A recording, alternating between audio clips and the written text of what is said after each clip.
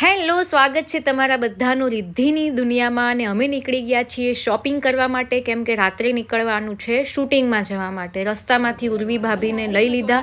આજે એમના ફ્રેન્ડ પણ જોડે આવ્યા હતા અને અમારી લોકોની ગાડીમાં મસ્તી ચાલતી હતી. હસી મજાક કરતાં કરતાં અમે લોકો નીકળી ગયા હતા, તમે જોઈ શકો છો. પછી શોપિંગ કરીને રસ્તામાં બધાને લાગી ભૂખ, એટલે નાસ્તો કરવા માટે ઊભા રહ્યા. નાસ્તામાં હતી કચોરી, જો કે મને ટેસ્ટમાં નહોતી ભાઈ, ઓછી મજા આવી હતી, એટલે મેં અડધી ખાધીને પછી એમ જ જવા દીધી. પછી અમે ગયા તેજસભાઈના ઘરે. તેજસભાઈ ચા નાસ્તો કરવા બેઠા હતા. જેને કરવો તો એ બધા જોડે જોડાઈ ગયા, મારે કરવો નહોતો. એટલે પછી આપણે તો રોમિયો જોડે મસ્તી કરી લીધી. બહુ દિવસ પછી રોમિયોના જોયો તો ને રોમિયો છે જ એટલો ક્યુટ ને કે રમાડવાની બહુ જ મજા આવે, જુઓ તમે.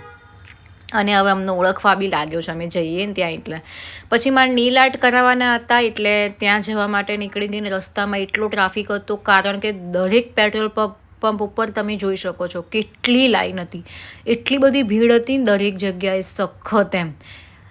અને અહીંયા આગળ આ પેટ્રોલ પંપ પર તો પોલીસ ને મીડિયા ને એટલું બધું હતું ને કે અમે લોકો ટ્રાફિકમાં અટવાઈ ગયા. ક્યાંય સુધી લાંબી લાંબી લાઈન હતી. પછી હું પહોંચી ગઈ નેલ આર્ટ કરાવવા માટે. અહીંયા આગળ ફટાફટ મોડું થઈ ગયું હતું, એટલે 2 જણ મારા હાથમાં અને 2 જણ મારા પગમાં ફટાફટ નેલ આર્ટ સ્ટાર્ટ કરી દીધું હતું. ઘરે આવીને પછી અમે જે ગઈકાલે નેશનલ હેન્ડલૂમમાં ગયા હતા, તો ત્યાંથી જે બધું લાવ્યા હતા એ બધું અહીંયા આગળ ભરતા હતા. અમુક ઘરનો સામાન ને એવું લઈને આવ્યા હતા, તો અહીંયા નાસ્તાને એવું ભર્યું.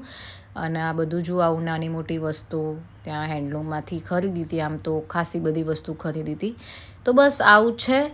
મળીએ છીએ આવતા નેક્સ્ટ વ્લોગમાં. ત્યાં સુધી બાય બાય.